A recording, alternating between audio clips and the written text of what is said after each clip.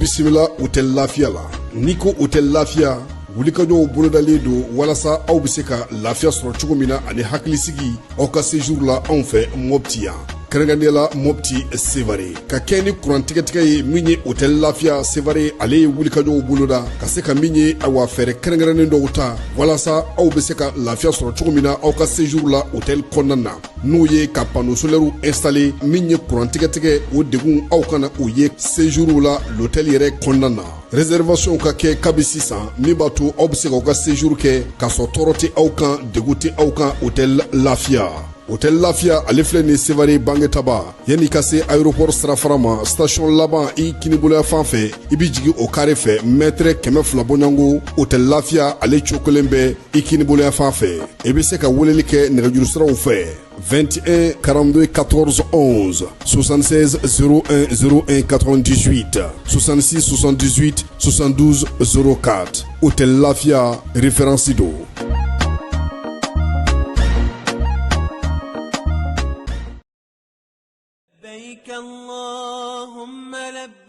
Agence Dunia Travel Service ako abibo nyamasegi foli kɛ ka ɲɛsin a ka sango hiji denw ma aw minnu ye danaya ta ka da kan aw ka hiji labɛn ni a kɛcogo ɲuman na n'an taara hɛrɛ la ka segi hɛrɛ la dumuniw ka ɲi bɛrɛbɛrɛli ka ɲi n'an mago bɛ diɲɛ fɛn fɛn na u b'a bɛɛ lajɛlen k'an ye donc an b'u fo k'u barikada directeur min tun b'an nɔfɛ n'o ye Amadu Mayiga ye a jɔra a jɔyɔrɔ la ɲɛmɔgɔya ko fɛn fɛn a jɔra a jɔyɔrɔ la ka nisɔndiya mɔgɔw la ka mɔgɔw bɛrɛbɛrɛ ka koto mɔgɔw t'a la mɔgɔw tɛ min dɔn k'a ɲɛ yira mɔgɔw la an y'o baara de sɔrɔ duniya la kumu kelen kɔnɔ a ko ka aw bɛɛ lajɛlen laduniya silamɛ minnu bɛ Mali kɔnɔ ani minnu sigiyɔrɔ bɛnnen don diɲɛ jamana wɛrɛw ma k'a fɔ san wɛrɛ o hiji ni o umura o baaraw labɛnw daminɛna ka ban o tumana aw minnu b'a fɛ ka hiji kɛ damu lakana ni basigi kɔnɔ Agence Dunuya a kɛmɛ ko fɛɛrɛ bɛɛ lajɛlen tigɛ ka hiji kɛcogo ɲuman kalanw bɛɛ lajɛlen labɛn ka bila aw ɲɛ min ye k'a dɔn siyɔrɔ ni damu ye ka surunya aw ka bato kɛ yɔrɔw la dumuni lak'i ka sanuma o bi tobi ka bila aw ka bolo ka saga n'a ka waati bɛɛ lajɛlen la dɔgɔtɔrɔ jolenw olu bɛ aw nɔfɛ hiji kɛ yɔrɔ ani bato kɛ yɔrɔ wɛrɛw bɛɛ lajɛlen la yɔrɔ bɛɛ ani waati bɛɛ baw bolo kuma dɔ o ka wusa ne de sen ka di ye Agence Dunia Travel Service jɛɲɔgɔn kelen min bɛ aw ka hiji ni aw ka humura kɛ k'a ɲɛ ale de do o fana ni aw bɛɛ kunnafoni wɛrɛ ɲini a ye weleli kɛ 66 71 37 24 70 64 99 71 ni aw bɛɛ u ka yɔrɔ ɲini u filɛ ni hippodrome yɛrɛ la immeuble station Soma Yafula Kulukɔrɔ sira da la o fana min y'i k'a dɔn Agence Dunia Travel Service ye k'u bɛ dugawu kɛ hiji ni umura kɛcogo ɲuman a n'a musakaw ala k'a nɔgɔya silamɛ bɛɛ lajɛlen ye. An balimaw a y'a fɔ tare Agri-Sup Bamako min ye sanayɛlɛ kalanso ye sɛnɛ baganmara ale ni jɛgɛmɔ ni vétérinaire k'an ka jamana kɔnɔ a siɲɛ fɔlɔ nin y'o dayɛlɛtɔ ye Bamakɔkaw fɛ yen École supérieure privée des sciences et techniques agricoles Sotiba Bamako yan min ye maa min b'a fɛ sa ka kalan kɛ sɛnɛko ta nasira fɛ baganmara jɛgɛmɔ vétérinaire ani sɛnɛ taa sira bɛɛ lajɛlen fɛ i wasa don AgriSup la u n'u ka système LMD ni maa min b'a fɛ ka DIT kɛ sa ka ɲɛsin reproduction animale incinération artificielle animale ma i bɛ se ka taa ye minnu fana b'a fɛ ka licence kɛ en médecine vétérinaire olu fana bɛ se ka taa ye min ye DIT reproduction animale ale ni incinération artificielle animale o bɛɛ lajɛlen kalan bɛ kɛ AgriSup la Bamako tɔgɔ sɛbɛnw olu bɛ daminɛ min ye novembre kalo tile 10 ye ka taa bila sa fo min ye kalanta olu waatiw la maa minnu mana yen sugandi i kɔni b'a dɔn i bɛ wasa sɔrɔ sabula min ye bagan mara jɛgɛmɔ ka taa se vétérinaire baaraw ma o bɛɛ lajɛlen bɛ kɛ yen tɔgɔ sɛbɛn saraw sa olu ni tɔgɔ sɛbɛn ko ni sɛbɛn fɛn fɛn bɛ k'a la i bɛ se ka weleli kɛ nɛgɛjuru sira la min ye 74 98 74 47 74 98 74 47 min ye AgriSup Bamako ye a bɛ Bamakokaw fɛ yan kɛrɛnkɛrɛnnenya la Sotiba Stade Malien ale ka ndolati kɛrɛ kɛrɛfɛ n'aw taara ye don o don k'aw bisimila ka ɲɛ Jules Jean B Kone vétérinaire don wa min ye kalanso in ye a tigi ye ale yɛrɛ ye a y'aw boli joona sabula min ye kalanyɔrɔ in ye a kalanso a hakɛw dɔnnen don yaasa aw ka se k'aw denw tɔgɔ sɛbɛn joona u ka kɛ an ma jigisigi ye.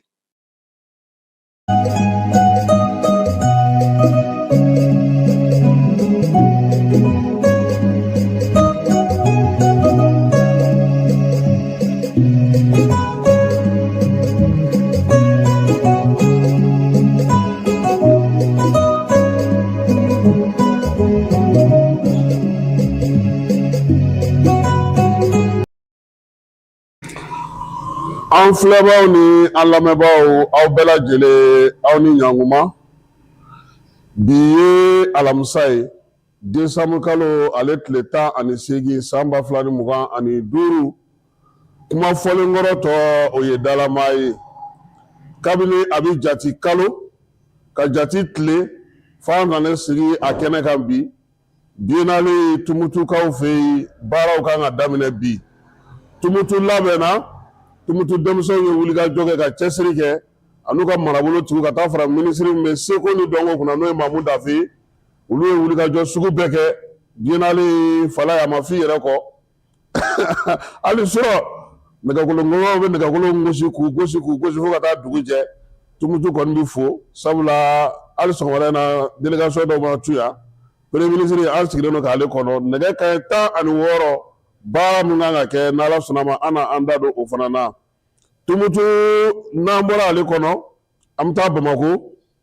kɛrɛnkɛrɛnnenya la min ye sɔrɔdasiw tɔgɔla kiiritigɛso min bɛ yen kiiri 4 tun bɛ yen an na an da don o la wolomasiri tabaw ka minisiri n'o ye général de corps d'armée Sadio Kamara ye ale ni indien ka minisiri lasigiden b'an ka jamana kɔnɔ olu ye ɲɔgɔn bisimila min ye Niger wolomasiri sabaw ka ɲɛmaa ye n'o ye Barmu ye ale fana bɛ taama la Bamakɔ ale kɔnɔna na nin waati in na Mali cɛbaw ni Mali maabaw a taara olu sigiyɔrɔ lajɛ ka t'i ɲɛda o baara kan ani musée denmisɛnnin 200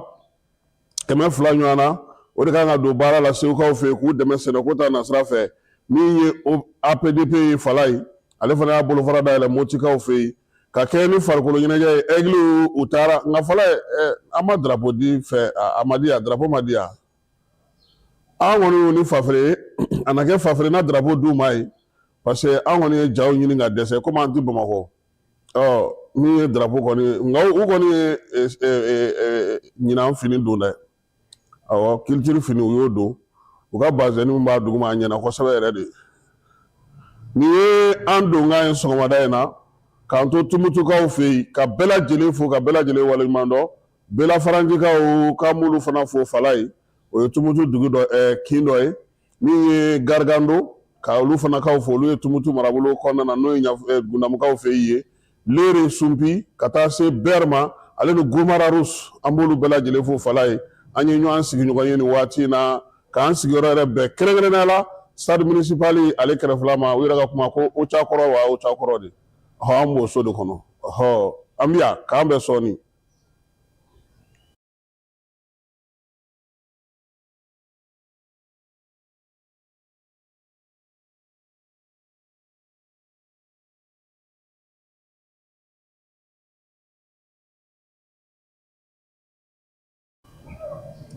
fala ye biennale yana tɔgɔ ka kɛ biennale ye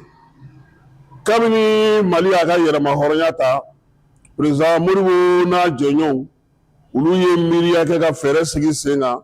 cogoya min na Mali seko ni a dɔnko a bɛɛ lajɛlen bɛ se ka don ɲɔgɔn na cogo min ale ni farikolo ɲɛnajɛ o la sa miiriyaw wolola mun na o ye semaine nationale de la jeunesse u y'o sigi sen kan o semaine nationale de la jeunesse ale kɔni tora sen na sa k'a daminɛ san 1962 san fo kana se san 1968 ma o kɛra Modibo ka waati la n'o o ye première république kɔnɔna ye Modibo binnen min ye semaine nationale de la jeunesse ye ale nana jɔ Musa Tarawele n'a ka maaw olu kɔni tun b'a fɛ k'a to sen na nka a ma se ka ɲɛ cogoya si la u y'a yɛlɛma k'a kɛ biennale ye biennale min ni seko ni dɔnko ni farikolo ɲɛnajɛ u y'a sigi o hukumu kɔnɔna na ale fana kɛra k'a kɛ siɲɛ 10 k'a daminɛ san 1900 kana se san 1970 san kana se san 1988 o de kɛra biennale édition laban ye Fala ye o la sa o y'a sɔrɔ a la seko ni dɔnko tun b'a la cogo min Fala ye basketi volley boli athlétisme olu bɛɛ lajɛlen tun bɛ kɛ a la a tun bɛ kɛ Bamakɔ min ye Mali marabolo wɛrɛw fana ye ale biennale fana bisimila o la sa min ye fanga bin nalen kɛ Musa bɔlen fanga la biennale nana ɲɔngiri Fala ye a ɲɔngirilen Alpha Omar Konare ale nalen président la ale fana y'a lajɛ k'a tɛ se ka taa ten san 2001 san o y'a sɔrɔ Pascal Baba o y'ale ka ministre ye u ye fɛɛrɛ sigi Modibo ninnu tun ye hakilina min ta n'o ye semaine de la jeunesse ye u nana ni o ye nka Fala ale ma se ka makamaba sɔrɔ mɔgɔw tun mago bɛ mun na a ma se ka kɛ o ye a ma kɛ jama sago ye o la min Amadu Tumani Ture nalen fanga la ka Cheikh Umar Sisoko to ministre la Fala ye a y'a ɲini u fɛ sa u k'a lajɛ u ka biennale la n'a nacogo kɔrɔ la o la sa Cheikh Umar nana ni biennale ye san 2003 san o kɛra Bamako o bɔlen wo yen biennale taara a yɛrɛ sɔrɔ min ye Segukaw fɛ yen san 2005 o ta kun cɛlen ka ban san 2008 a taara Kayikaw fɛ yen san 2010 a taara min ye Sikasokaw fɛ yen fangadaraki nalen kɛ yan'o kun cɛ Sikasokaw fɛ yen biennale bɛ kun cɛ don min Fala ye drapeau taara ka di Moti gouverneur ma k'a k'a labɛn ko san 2012 o bɛ taa kɛ Moti o de nana kɛ san 2023 ye wala biennale tɛ coup d'état fɛ dɛ ni coup d'état kɛra dɔrɔn biennale ale bɛ jɔ donc furanjɛla fanga maaw olu fana nana sa ko fɛn fɛn tun bɛ yen ko k'a caman to sen na min bɛ jamana nafa min bɛ jamana mago ɲɛ o la olu ye fɛɛrɛ tigɛ sen kan ka Moti ta ye k'o baaraw lawuli k'o jɔ kaki nka Fale min nana ye baara la Fala ye waati min na biennale bɛ jɔ o y'a sɔrɔ marabolo 8 ani Bamako de tun bɛ fara ɲɔgɔn kan k'a kɛ marabolo kuraw nana sigi yalama an n'olu ka taa wa an n'olu kana taa bɛɛ ko k'an n'u ka taa ɲɔgɔn fɛ Moti de ye marabolo 19 fara ɲɔgɔn kan ani Bamako k'a kɛ 20 ye o 21 olu de fana bɛ Tumutu yan bi bi in na olu de fana kan ka na biennale kɛ tuguni ni o ye Tumutu ta in ye Tumutu ta in Fala ye labɛn kɛra nka gɛlɛya caman de yera labɛn na maa yɛrɛ bɛ se ka min fɔ Tumutu biennale kan ka ɲɛmaaw lasɔmi fɛn caman na Fala ye a fɔlɔfɔlɔ ye mun ye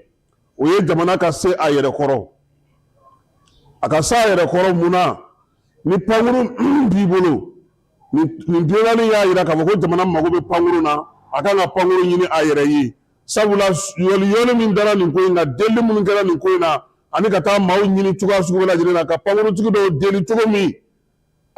n'i y'a ko ye halisa mɔgɔ dɔw ma se ka na fɔlɔ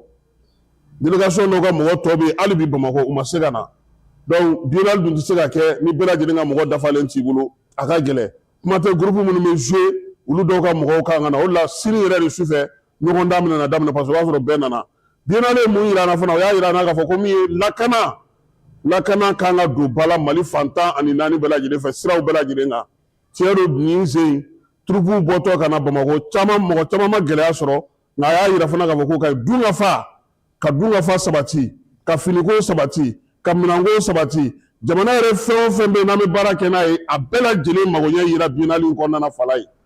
donc o kɔrɔ ko tulonkɛ min don ani sɛbɛ de bɛ taa ɲɔgɔn fɛ sabula n'i ko k'i disi gosi k'i b'a fɛ ka koba kɛ Fala ye i bɛ fɛɛrɛbaw de fana tigɛ i bɛ labɛn sabati pour que a ka se ka kɛ ka ɲɛ sen ta degunba kɛra min ye o ye pankuruko ye o de la mɔgɔ caman bɛ k'a ɲini bi k'a fɔ ko ni nin ko in kun bɛ ka cɛ mɔgɔw lasegili a bɛ sɔn ka gɛlɛya hakilima dɔw kɔni ko ni u bɛ fɛ k'a ko nɔgɔya u yɛrɛ bolo u k'a to ni turupu min sera u k'olu lasegin ni jaabi bɔli don jaabi bɔli o tɛ ko gɛlɛn ye a bɛ na ni nafa 2 d'u ma balo a bɛ baloko dɔw bɔ baloba tobili la filanan ye mun ye mɔgɔw bɛ se ka segin k'a sɔrɔ furugufurugu ma kɛ ni biennale banna sabula ni biennale banna sa bɛɛ lajɛlen bɛna fɔ k'i bɛ se ka segin pankuru min dun bɛ ka baara ɲɛ fala ye pankuru kelen de don min jɔlen b'a sen kan n'o bɛ k'a kɛ o kelen pe de ani sɔrɔdasiw ta kuma dɔ la parce que kuma bɛɛ sɔrɔdasiw ta tɛ sɔrɔ olu ka gɛlɛya fanba ye min olu ta ɲɛsinnen don u ka kɛlɛko de ma n'o o bɛ yen pankuru tɛ se ka sɔrɔ sɔrɔdasiw bolo donc nin ko in de bɛ sen na a yirala k'a fɔ min ye Tumutu biennale a ye mɔgɔw ɲɛ yɛlɛ kosɛbɛ jamana kan k'a ka fɛn caman lajɛ min y'a yɛrɛ ta ye k'olu sigi sen kan sabula n bɛ nin kɛ a se tɛ ye a minɛn t'e bolo e tɛ se k'a kɛ a ka gɛlɛn i ka se ka ɲɛ sɔrɔ a la fala ye bɛɛ sera yan nka an bɛ se ka min fɔ sa ɲɛnajɛw a kun yirala k'a fɔ ko o bɛna kɛ Ali Fari ka tɔgɔlaso la o bɔra a ma min ye ɲɛnajɛw ye olu bɛna kɛ balontan terrain na yan an yɛrɛ kɛrɛfɛ yan fɛɛrɛ min dabali bɛna sigi sen kan yaasa min ye bɛɛ lajɛlen bɛ se cogo min na ka na ɲɛnajɛ kɛ yan min ye orchestre ye olu kɔni bɛna taa jouer fan dɔ in fɛ Ali Fari ka tɔgɔlaso la marabolo 19 ka fara Bamakɔ kan a bɛɛ lajɛlen kɔni ka mɔgɔ dɔw sera yan fala an k'a fɔ ten an kana fɔ bɛɛ ka bɛɛ nana dɛ a kɔni a mɔgɔ caman sera kɛnɛ kɔnɔ yan fala ye o la sa Tumutukaw bɛ fo su dɔ bɛɛ u sira baara la fo ka taa dugu jɛ wa halisa baara bɛ sen na pour que labɛn bɛ se ka sabati cogo min min kɔni ye nimisiwasaba ye a ko la o ye wolomasiri tabaw ye ani finitigilaka minnu bɛ nin baara in na tiɲɛ na u kan ka fo sabula ka wulikajɔ n'u ka cɛsiri Tumutu fan bɛɛ lajɛlen fɛ a bɛ ka ye fala sen Tumutu ye yɛlɛma min fana don biennale la kin bɛ région kelen donc kin o kin bɛ Tumutu kɔnɔna na yan a bɛɛ lajɛlen a n'a ka maaw don olu fana bɛ k'u mago don olu la yaasa u bɛ se ka ɲɛ cogo min na n y'a f'i ɲɛna n ko turupudenw bɛ nali la fala ye min ye Bugunikaw ye olu sera yan bi gɛlɛya kama u ka turupu mɔgɔ bɛɛ tun ma se ka na u kɔni nana cogoya min na sa u yɛrɛ y'a yira sa k'a fɔ k'u labɛnnen don u bɛ se ka wuli ka jɔ kɛ cogo min ye Bugunikaw ka turupu yɛrɛ ɲɛɲɛma ye n'o ye directeur Nfali Jalo ye a ko k'u ka turupu ɲɛma caman kɔni nisɔndiyalen don sabula u sera ka na Tumutu a diyar'u ye kosɛbɛ u k'u kale kan don pour que ka se ka se kɛnɛ kan yan ka se ka baara kɛ Motikaw kɔni sera fala ye olu ɲuman sera yan ala barika la n'u ye Motikaw ye Dana Amasagu n'o ye fɛn Jinadɔgɔ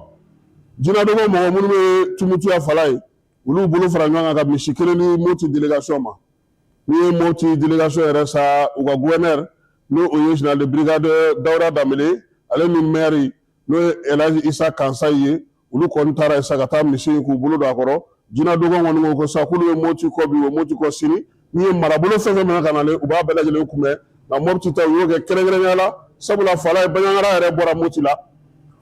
Baɲaŋara kɛra région in kan n tɛ Baɲaŋara bɔra Moti la o de la sa Jinadɔgɔ mɔgɔw kɔni y'o bonya kɛ n tora kelen u y'o di Moptikaw ma k'u k'o kɛ ka u fara u ka bolomafaraw kan yaasa u bɛ se ka baara kɛ cogo min fala ye min ye biennale ye taamasiyɛn min b'a la n'an b'a fɔ o ma ko kɔtɛ i ye fɛn ɲɛnamani min ye ta n'a jɔlen don k'a bolo kɔrɔta a tɔgɔ de ye kɔtɛ bamanankan na kɔtɛ in ale de taara ka kɛ biennale a mascotte ye a ladɔnna n'i ye kɔtɛ yɛrɛ jateminɛ a kɔrɔ bɛ bɛn kelenya cɛfɔ ni kanbɛn seko ni dɔnko catiri ani dɔn kɔtɛ a b'o yira yɛlɛma in nana biennale min kɛra Bamakɔ san 2003 san min ye Saada Samake ni ale ni Samba Ɲare tun bɛ baara kɛ olu de ye kɔtɛ in yira maaw la yaasa k'a yira k'a fɔ ko ale ka kɛ biennale bugunatigɛ n'i y'a yɔrɔ de i k'a dɔn k'a fɔ ko biennale ale taara don fala n'i ye kɔtɛ ta k'a lajɛ fɛn ɲɛnama don fɛn ɲɛnama min don u y'a masiri k'a wuli k'a jɔ k'a kɛ maanifin ye o la n'i y'a ka fugula lajɛ i b'a fɔ ko fila fugula don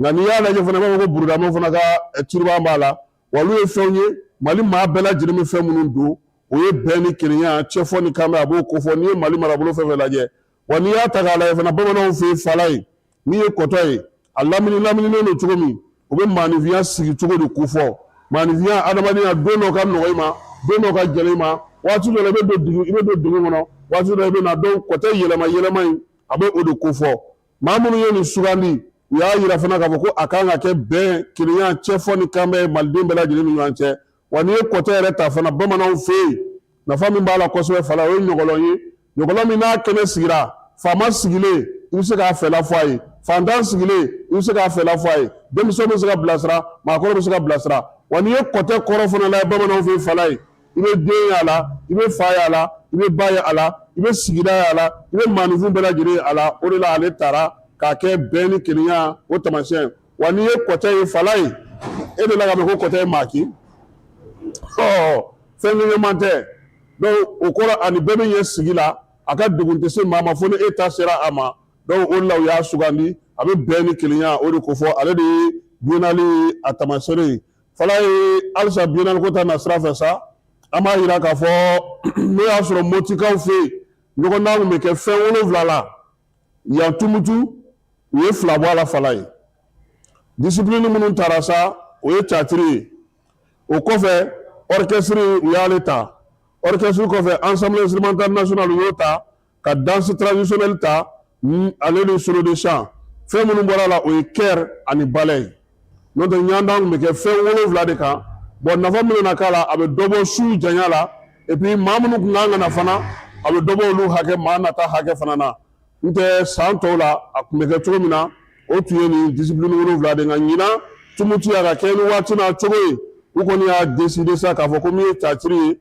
orchestre minɛnw ka taa se an ka laadala fɔli minɛnw ma an ka laadala dɔnw ani ka dɔnkili da i kelen i jɔlen ko olu u y'olu de ta min ye chœur ye ale ni ballet o bɔra la bon n'i y'a jateminɛ fana yan tumutu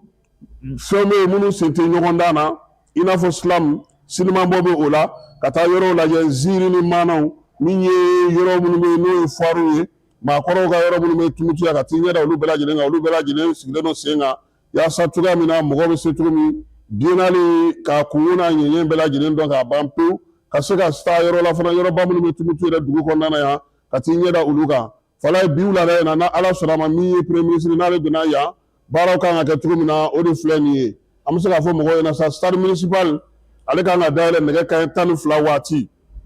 k'a daminɛ nɛgɛ kanɲɛ 12 ka taa se 14 ma o bɛ kɛ fɔli ye n'o bɔra yen sa faamaw donni bɛ daminɛ dɔɔni dɔɔni min ye premier ministre ye ale kan ka se kɛnɛ kɔnɔna na nɛgɛ kanɲɛ 15 waati o mana tɛmɛ ka bɔ yen sa hymne national bɛ da ni hymne national bɔra yen sa dɔn ni dɔnkili bɛ daminɛ min ye biennale foliw ye alimamu ka kumakan olu bɛ o lase nin ye maître de cérémonie ye ale fana bɛ kuma ta o kɔfɛ sa maa min bɛ yen n'o o ye délégation spéciale de Tombouctou conseil régional ye ale bɛ kuma ta min ye o kɔfɛ ensemble instrumental ale bɛ bila filani dɛbɛ la ministre ale b'a ka laseli kɛ ni ministre ka laseli banna denmisɛnnin minnu bɛ yen n'olu ye fɔli ni dɔn dɔ labɛn n'an b'a fɔ o ma ko chorégraphie olu bɛ yira mɔgɔw la premier ministre ale bɛ sɔrɔ sa ka kuma datigɛ défilé o bɛ kɛ bi ta bannen ni ala sɔnna a ma sini programme fana an na o da maaw tulo kan an bɛ t'e fan fɛ n'u ye biennale kibaruyaw ye.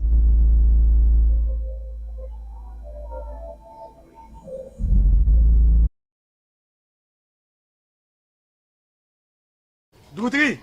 ni wari dafara e passe d'a kan ka sira di ne ma. Sunkalo e kunkolo a tɛ yen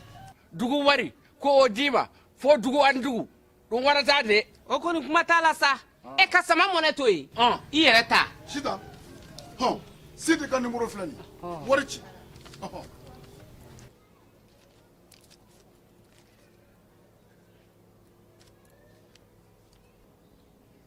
wari sera.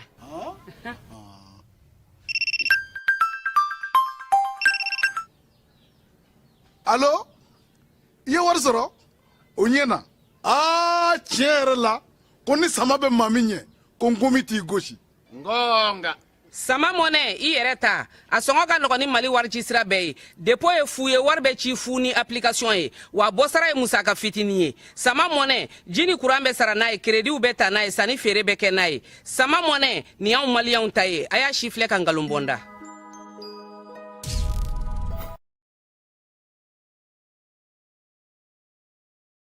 fala y'a fi ɲɛna cogo min biennale a bɛna sigi dakun min kan o ye seko ni dɔnko ani ka hakililatigɛ di maaw ma adamadenya ale kɛcogo la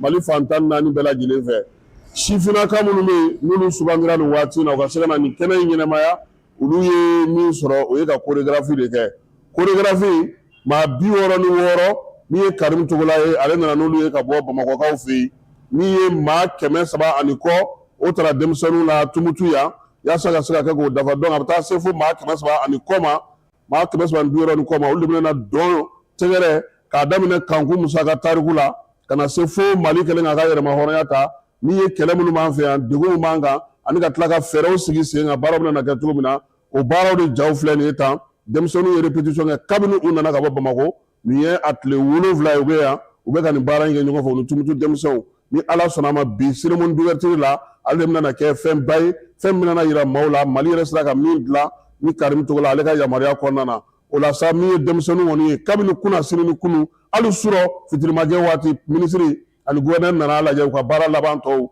ka se ka segin a kan tuguni u seginna ka segin a kan su ani tile min ye tumutukaw fɛ denmisɛnnin minnu b'a la fala an b'u fo sabula minnu nana ka bɔ Bamakɔ u nana nsanin kelen na han avion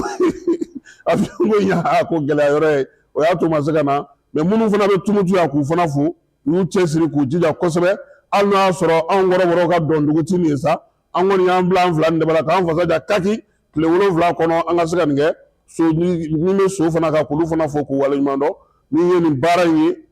directeur min bɛ balai kunna n'o ye palais de la culture la ye ale bɛ a la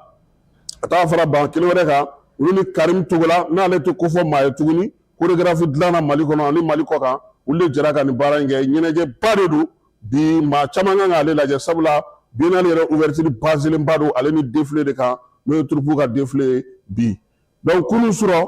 an taara an munumunu foire la Fala ye yen kɔni sufɛlama cɛ ka ɲi ne Fala ye n'i donna a bɛ k'i na k'i b'i fa wɛrɛ fɛ o la sa maa bɛ yen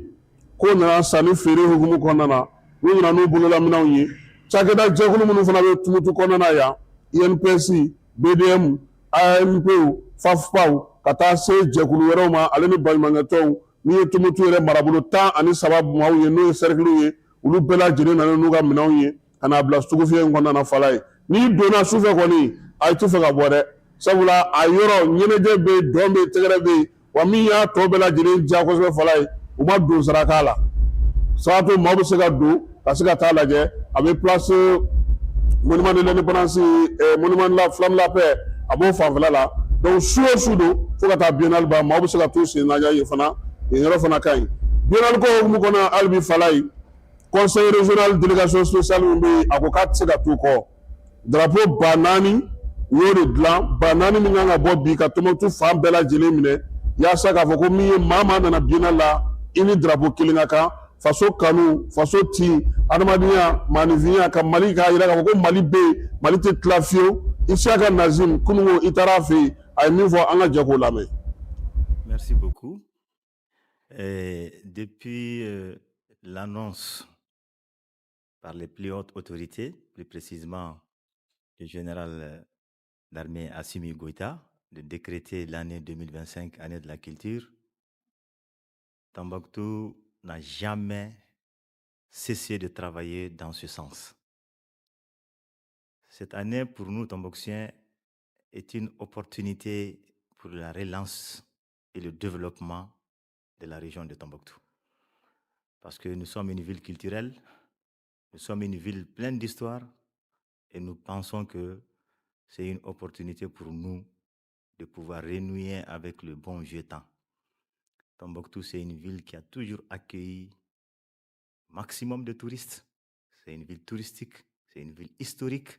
et c'est une ville qui regorge de potentialités touristiques énormes. Et notre développement économique repose essentiellement sur le tourisme. Donc, décréter l'année 2025, année de la culture, est une opportunité. Et nous avons saisi cette opportunité pour faire le maximum d'activités culturelles et l'impact est visible. Parce que nous avons organisé pas mal d'activités, des festivals La Saltareille, la caravane pour la paix, les symposiums, des conférences. Et tout ça a eu comme résultat le début de la venue des touristes qui ont disparu de Tombouctou pendant il y a déjà très longtemps. Et nous commençons déjà à sentir la présence des touristes ici à Tombouctou. Notre projet ici au niveau du conseil régional de Tombouctou, un participant, un drapeau, nous pensons que c'est exactement ce dont le Mali a besoin. Cette biennale est la biennale de l'unité nationale. Et l'unité nationale, pour nous, est symbolisée par le drapeau. Voilà pourquoi nous avons jugé nécessaire de faire de cette biennale la biennale du vert, jaune, rouge. Nous sommes 25 millions de Maliens, nous sommes 25 millions de verts, nous sommes 25 millions de jaunes, nous sommes 25 millions de rouges, nous sommes 25 millions de verts, jaunes, rouges. Et nous comptons vraiment faire de ça une grande réussite pour que le monde entier puisse savoir qu'il y a l'unité, il y a la cohésion, les Maliens sont soudés et les Maliens sont derrière les autorités. Tombouctou aux couleurs de nos valeurs. Voilà le slogan. Tombouctou aux couleurs de nos valeurs. Nos valeurs, c'est quoi? C'est le vert, jaune, rouge. Ces participants, vous allez les identifier, ils ont tous des voiles pour les femmes. Les jeunes sont en t-shirt du conseil régional avec des turbans blancs. Et bien sûr, la cérémonie, c'est une grande cérémonie, il y a pas mal de participants, mais les jeunes sont facilement identifiables. Les femmes en voile avec le logo du conseil régional, les hommes en t-shirt avec un turban blanc avec le logo du conseil régional, et ce sont eux qui vont distribuer à tous les participants des drapeaux. Et nous avons le maximum de drapeaux pour que, au moment où on va faire l'hymne national du Mali, que chaque personne, du Premier ministre jusqu'aux participants des différentes régions, que chacun puisse lever son drapeau vert, jaune, rouge. Et c'est un geste très très significatif, c'est un message que nous allons lancer à l'endroit du monde. Nous pensons que c'est une initiative qui peut renouer le tissu social. Vous savez, c'est très important d'avoir le drapeau partout dans les régions. C'est surprenant que tu peux faire une région de long en large, tu ne vois aucun drapeau qui flotte. Ce n'est pas normal. Les drapeaux doivent flotter. Ce n'est pas seulement en temps de fête, les drapeaux doivent flotter partout. Partout, qu'il y ait fête ou pas, le drapeau national, on doit le retrouver dans tous les coins des rues.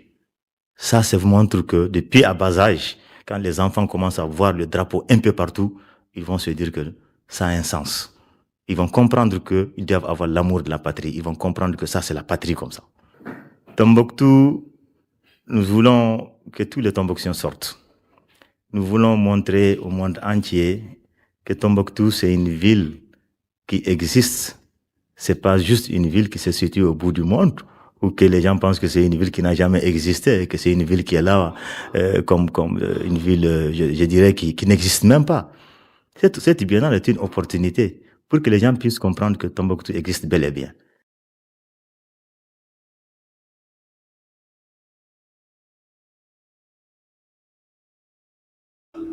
Alors, fala an bɛ segin ka taa Bamakɔ, Mali faaba min ye kiiri tigilama minnu bɛ finitigilakaw ka baabu kɔnɔna na, olu y'a yira sa k'a fɔ k'u ye kiiri 4 baara daminɛ Bamakɔ kunnasini ko min ye kiiri 4 ye a bɛɛ lajɛlen bɛ tali kɛ min na kosɛbɛ, o ye k'a fɔ sariya mun sigilen don wolomasiri tabaw ka gun kan o ma bonya. Dɔw fana bɛ yen olu ye 5 don fiɲɛ na, dɔw ye walifɛn ŋanamu ka taa n'a ye. Ani ka ban ka ɲɛmaa bato min ye sariya mun bɛ wolomasiri tabaw ka ko hukumu kɔnɔna ka ban ka olu bato, hakɛ minnu sigilen don kan kɔnɔ k'olu bɛɛ lajɛlen sɔsɔ ko dɔw ta y'o ye. Ni fɛɛrɛ minnu filɛ nin sa n'olu kan ka kɛ kiiri ye, o senfɛ sa maa minnu bɛ yen n'a kun b'olu kun kan olu bɛɛ lajɛlen lamɛn. Nin waati in na fana fala in o fɔnkɔɲɔgɔnkɔ ka ca kan dɔw kɔnɔna na k'a sababuya kɛ maa dɔw ye olu ka kati gɛlɛya an'u ka bɔli n'u ka maaw ka minɛnw tali. O la sa maa min minɛna o ko senfɛ sa u y'a yira sa k'a fɔ k'ale kɔni ka bila san 2 kaso la ni siga ye n'o ye sirisi ye a kɔni bɛ bila kaso la sa nka a tɛ kaso kɛ min ye sɛbɛn tɔw ye min bɛ tali kɛ nin waati na a baara kɛcogo yɛrɛ bɛɛ lajɛlen na u ko ko u bɛna to ka olu bɛɛ lajɛlen baaraw kɛ don nataw kɔnɔna na. Lieutenant colonel Ogobara Gindo ale y'a ɲini wolomasiri tabaw fɛ sa sariya min bɛ wolomasiri tabaw ka gun kan u k'olu batoliw kɛ. Min ye fɛɛrɛ minnu sigilen don u ka sɔn olu ma walifɛn tali u k'olu dabila min ye fɔnkɔɲɔgɔnkɔw ye ka ban ka sariya bonya k'u ka olu dabila baara tɔ bɛɛ lajɛlen sa k'u bɛna olu kɛ dɔgɔkun kɔnɔna na o jaabi mana kɛ min ye u bɛ taa k'o da maaw tulo kan halisa wolomasiri tɔgɔ ka gon kan min ye un de lasigiden b'an ka jamana kɔnɔ ale ni général de corps d'armée Sadio Kamara ye ɲɔgɔn ye Sadio ka baarakɛyɔrɔ la min ye NDK ka lasigiden docteur Nakadamour ale nana ka na hakilina falen kɛ Sadio Kamara fɛ miiriyaw kan sa minnu bɛ tali kɛ jamana fila tɛ baaraw la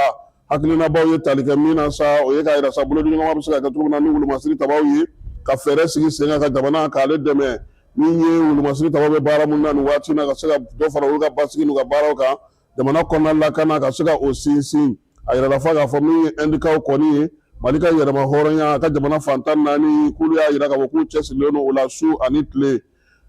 halisa wolomasiri tabaw ka gun kɔnɔna na an b'a yira sa k'a fɔ min ye Niger wolomasiri tabaw ka dagatigi ye n'o ye général Barmu ye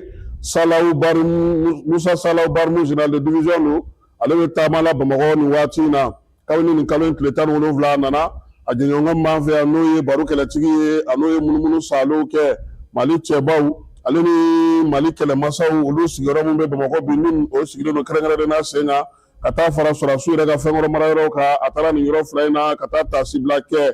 bɛɛ lajɛlen b'a dɔn k'a fɔ dɔgɔkun tɛmɛnen min ye Mali cɛbaw ye ale ni Mali kɛlɛmasaw o yɔrɔ kurumo ka la jamanakuntigi yɛrɛ fɛ ɲinan sa n'o ye Segu ni Dɔnko sa o hukumu kɔnɔna na ye Bamakɔ ale kɔnɔna na ye min ye explorateurs ni gouverneurs ye olu tun jɔlen don yɔrɔ min na o de karila ka kɛ nin waati na nin sigiyɔrɔ in ye général Barmu a ye foli ni tanu kɛ ka taasibila kɛ k'a yira sa k'a fɔ ko nin kɔni nafa ka bon kosɛbɛ a b'a to faso kanu ni faso tin min don jamanadenw na a y'i sinsin min kan o ye k'a fɔ maa minnu bɛ yen sa n'olu kɔni kan ka na san nataw la u n'a dɔn k'a fɔ k'u bɛnbaw ye min kɛ ka ɲɛsin nanzaralakaw ma ja ninnu k'a bɛ kuma maa fɛ kosɛbɛ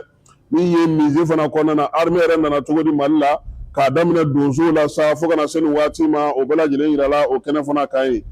APDP ale ye bolofara dayɛlɛ a yɛrɛ ye Motikaw fɛ yen Kayi tɛmɛnen kɔfɛ Segu ani Sikaso min ye Moti ta o dayɛlɛla nin dɔgɔkun in kɔnɔna na kalo tile 16 Zenta min ye Moti gouverneur ka directeur de cabinet ye Mahamadu Seydou Jara ale tun bɛ kɛnɛ kan APDP président ba yɛrɛ n'o o ye professeur Mamadou Samasegu ye ale yɛrɛ taara nin Zenta kɛnɛ kan min ye professeur n'a ka cidenw sa u kɔni ye ɲɛfɔli kɛ APDP yɛrɛ ye mun ye maanifin bugunatigɛ sɛbɛn bɛ se ka lakɔlɔsi cogo di fɛɛrɛ ni dabali jumɛnw tigɛlen don o baara hukumu kɔnɔna na marabolow kan k'u yɛrɛ kofɔ cogo di jagokɛlaw jagomisɛntigiw ni jagobatigiw ka taa se kɛnyɛrɛye tigilamɔgɔw ma maa maa tɔgɔ bɛ se maanifin tɔgɔ la sɛbɛn ma sa olu kan ka baara min kɛ a y'o ɲɛf'u ye a y'a yira sa ko ka gɛrɛ Motikaw la o kɛkun ye jamana ɲɛmɔgɔw ka laɲini ye laɲini b'a to sa bɛɛ lajɛlen ka se ka i ka baarakɛyɔrɔ minɛnw sɔrɔ i yɛrɛ nagakɔrɔla la k'a sɔrɔ an bɛɛ lajɛlen ma hiri ka taa Bamakɔ kan APDP na baara kɛ ka kalansenw sigi sen kan ka ɲɛfɔli kɛ jamanadenw bɛɛ lajɛlen ye ka kɛ ni nin waleya in ye min ye professeur Mamadou Samasegu ye a n'a ka maa min fana tun bɛ ɲɔgɔn fɛ o ye docteur Ali Ayidara ye Mahamadu Ali Ayidara ye ale fana ye kalansen kɛ kalansen min bɛ tali kɛ yɛrɛ kɛrɛnkɛrɛnnenya la APDP yɛrɛ a nacogo a taacogo i n'a bɛ jɛ ka baara kɛ cogo di u ka sɔrɔ ka sa bandiri tigɛ ka bɔ yen min ye ka dayɛlɛ soba in ka don a kɔnɔna na Motikaw olu bɛ se cogo min na ka t'u ka baaraw kɛ kɛrɛnkɛrɛnnenya la baara in ale kɔni ɲɛna kosɛbɛ sabula a bɛna n'a to APDP a bɛ surunya Motikaw la wulikajɔ ni cɛsiri ni magɛn minnu bɛ yen sa u bɛ se k'olu bɛɛ lajɛlen kɛ min ye sariya ko ta nasira fɛ docteur Mahamadu Ali Ayidara ale ye ɲɛfɔli kɛ Motikaw ye a wo misɛn n'a wo kumaw k'u bɛɛ lajɛlen ɲɛf'u ye u ka laɲini ye mun ye ani ka degun ye mun ye k'olu ɲɛf'u ye APDP a b'u ta yɔrɔ bɔ fala ye sabula n'i kan ka video conférence video sigi i ka yɔrɔ la ka maaw lakɔlɔsi i kan ka maaw ta baara la i kan ka fɛn fɛn kɛ ni maanifin bugunatigɛ sɛbɛn maaw ka doni ka bɔ la i bɛ t'i kalifa APDP la musaka bɛ bɔ dɔw la musaka tɛ bɔ dɔw la a bɛɛ lajɛlen min ye docteur ye ale ye ɲɛfɔli kɛ o la APDP maaw yɛrɛ y'a yira sa k'a fɔ k'u bɛna fɛɛrɛ sigi sen kan dugudenw bɛ se ka lafaamuya cogo di Mopti n'a Tɛnkuntigi n'a Bolomada dugu la professeur Mamadou Samasegu a y'o layidu ta u ye ko o bɛna kɛ kɛrɛnkɛrɛnnenya la ka se k'a to u ka bolofara a ka se ka lakodɔn cogo min fala ye Bamakɔkaw bɛ tajugu gɛlɛya la anw t'o dɔn yan dɛ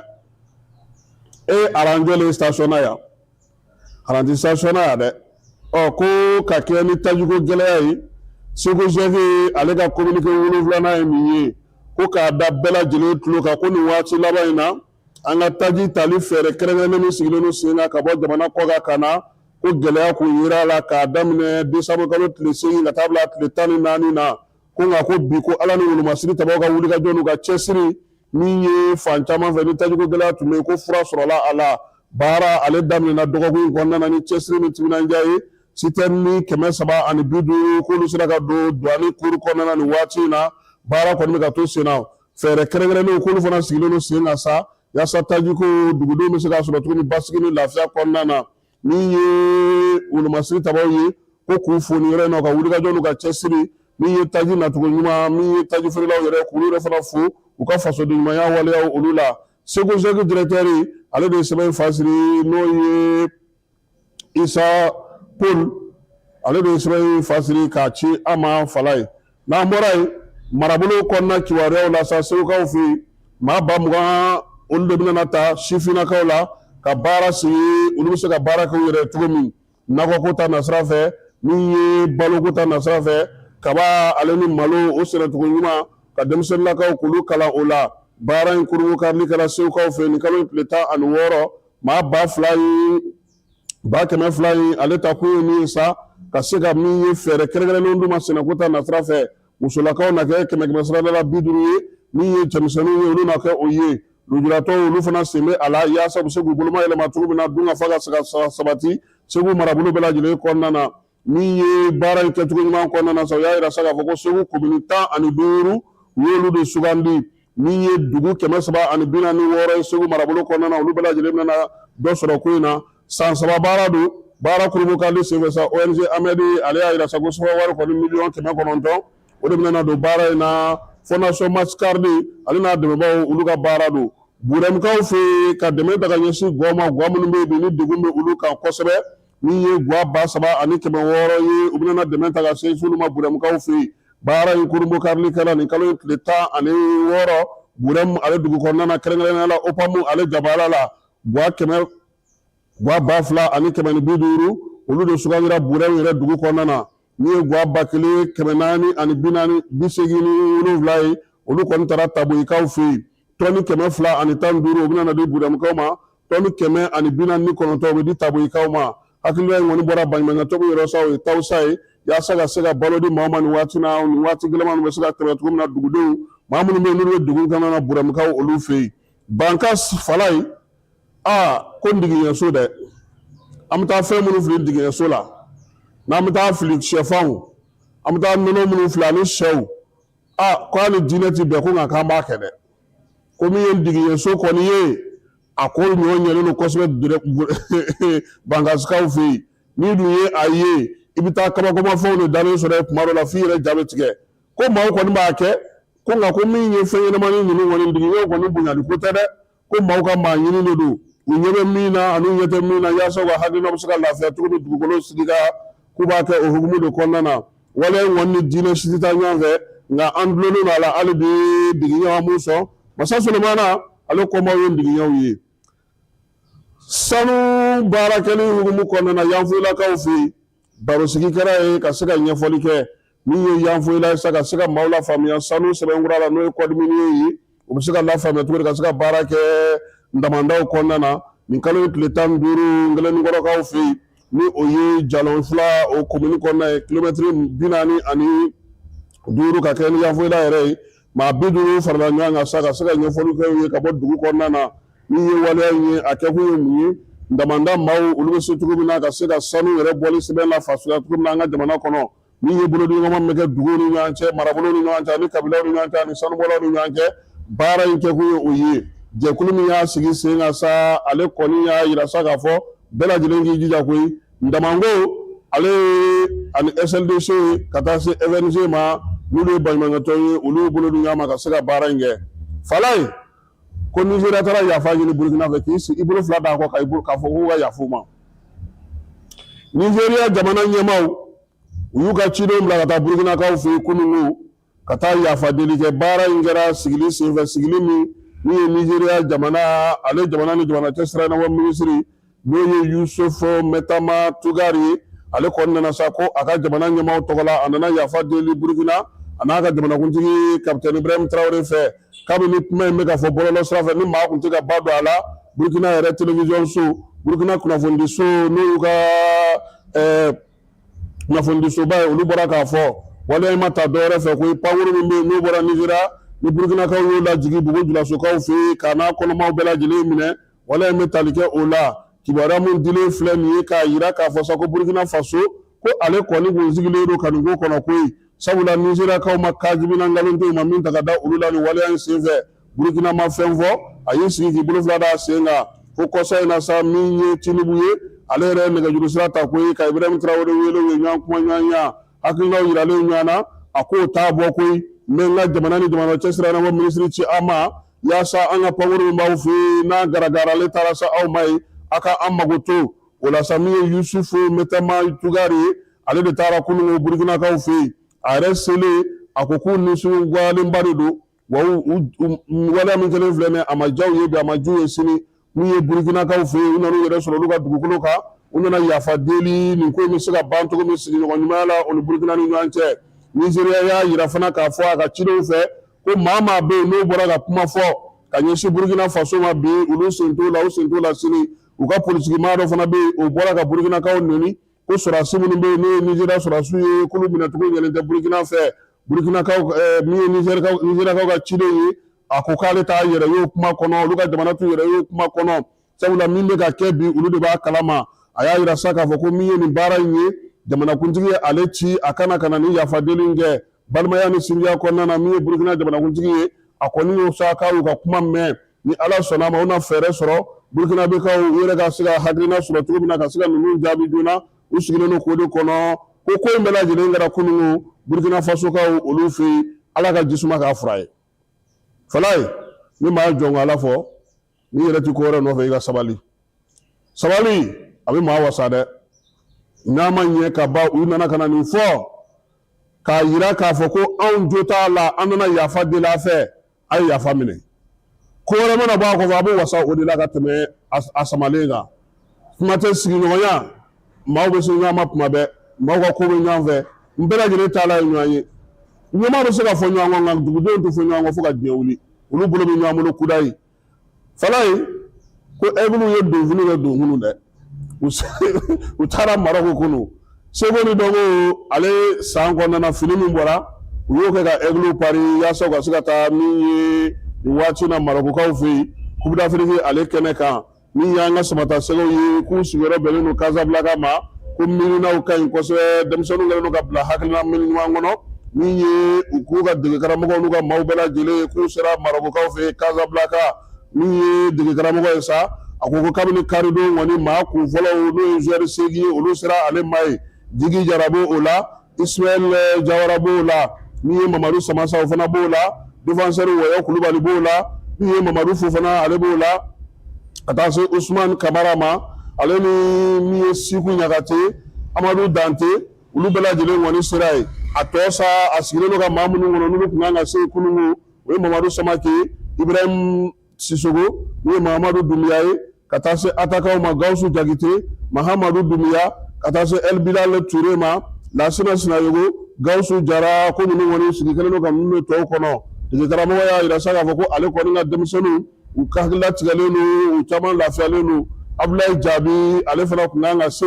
ale fana kɔnɔnen don hali bi Amari n'o ye Amari Traoré ka taa se Nathan Gassama ma ale ni camancɛ mɔgɔ minnu bɛ yen sa n'o ye Amadou Aïdara Dodo ye Lassana Kulubali ale ni Mohamed Kamara n'an b'a fɔ ma camancɛ ni Aliou Dieng Yves Bissouma ka bɔ Tottenham na n'olu ye ɲɛfɛmaw ye ani Nene Donjeles ni Mahamadou Kamara Laval Kamori Doumbouya n'o bɛ bɔ Brestkaw fɛ yen ninnu bɛɛ lajɛlen y'a yira sa ko hakilina ɲuman bɛ bi u labɛnnen don u hakilila tigɛlen don denmisɛnnintigiw yɛrɛ ko sa ko denmisɛnninw nalen ni sisan cɛ ko baara kɔni ɲɛna ko nka min nisɔngoya b'ale la bi u tun kan ka ɲɛbila balontan minnu kɛ n'o o ye k'a ka denmisɛnninw sen filɛ ko FIFA ale ye kangara koyi ko ndolatila ninnu tɛ se ka labila fo min ye décembre kalo tile 15 ye k'o de y'ale ka sariya ye o la Mali tun kan ka bariya ndolati minnu kɛ dege karamɔgɔw k'a ma se ka olu sɔrɔ ka kɛ Gawusu Jakite ni ale yɛrɛ an ka ndolatilakɔrɔ Sunkalo Jakite denkɛ ye ale bɛ jɛkulu in kɔnɔna na a ko ale labɛnnen don wa presser don min ye balontan in ka daminɛ koyi sabula ale b'a dɔn k'a fɔ baara min bɛ yen maaw sigilen don k'u kɔnɔ diɲɛ fantan naani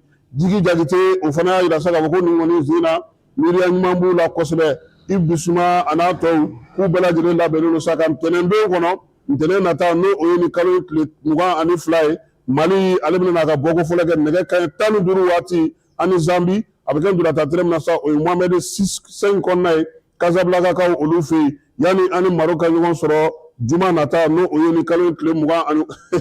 a falay o balontan ka di dɛ Prince Moulay Abdallah kɔnɔna na o bɛ kɛ Mali ka bɔko 2nan ye yani an ka bɔko 3nan kɛ kalo tile 29 halisa Casablancakaw olu fɛ yen nin na sa maa 2 min kɔni mana jɔyɔrɔ sɔrɔ olu kɔni bɛ taa sa min ye quart de finale la meilleur 4e 4 3e 4 olu bɛ qualifier ka fara olu kan yaasa ka se ka nin baara in kɛ minnu ye an ka bi kibaruyaw ye k'an to Tumutukaw fɛ yen Falaye Keyita ani ne yɛrɛ ka Tumutu cɛ n'a muso denmisɛn ni maabakɔrɔ k'a bɛɛ lajɛlen fo Falaye Tumutu biennale a bɛ da n dalen na Tumutu biennale a kan ka ɲɛmaw lasɔmi ko caman na koba minnu bɛ yen ni jamana bɛna n'a kɛ nka Tumutu biennale a bɛnna ni koba wɛrɛ ye o ye AES sommet ye labɛn 2 koba 2 jamana kelen f'i ka kɔgɔ i ka bɛn i ka se ka a ko bɛɛ lajɛlen sigi sen kan nka yan hakilisigiba min bɛ yen n'o ye tare ye o ye sɔrasiw ye o ye wolomasiri tabaw ye o ye gardiw ye o ye polisiw ye o ye sapeur pompier ye o y'an ka sɔrasikulu bɛɛ lajɛlen faralen ɲɔgɔn kan olu bɛ ka baara min kɛ bi o bɛ maa hakili sigi hali n'a y'i diya Tumutu dugu kɔnɔ dɛmɛ da i k'i fɛn fo n'a sɔrɔ nɛnɛ y'i tɔɔrɔ dɛ n'o tɛ a ko kɛcogo ka ɲi sɔɔni sisan Lazara an na ɲɔgɔn sɔrɔ stade municipal kɔnɔna na cérémonie d'ouverture ale bɛ kɛ yen n'o banna sa min ye premier ministre ye ale bɛ segin ka taa Bamako a ɲɛnajɛw olu bɛɛ lajɛlen bɛ kɛ stade municipal in kɔnɔna na min ye orchestre ta ye o bɛ kɛ Ali Fariga tɔgɔla so kɔnɔ a k'an bɛn waati wɛrɛ. lajɛlen ma aw minnu b'a fɛ ka voyager k'a sɔrɔ a ma degun sɔrɔ a ka voyage kɔnɔna na compagnie de transport Somatra u y'a kanu ka na ni kari kura caman ye kari minnu dilanna norme kɔnɔna na aw ka lafiya kama a suspension wo a climatisation a siège wo n'i ye kari jɔlen ye foyi tɛ jigin kɔnɔ i bɛ se ka don a kɔnɔna na cogo min na Somatra e ka kari Somatra ne ka kari Somatra anw ka kari o hukumu kɔnɔna na kari ninnu bɛ sira ta don ko don Bamako Segu San Moti Kucala ka taa se Sikaso ma Keɲeba Kita o ma ɲina Yoro di Sahel maaw kɔ ka taa se Kolokani Jijeni fo ka taa se Bɛnma ma Somatra fiɲɛ foroko Somatra ka wuli hɛrɛ la ka se hɛrɛ la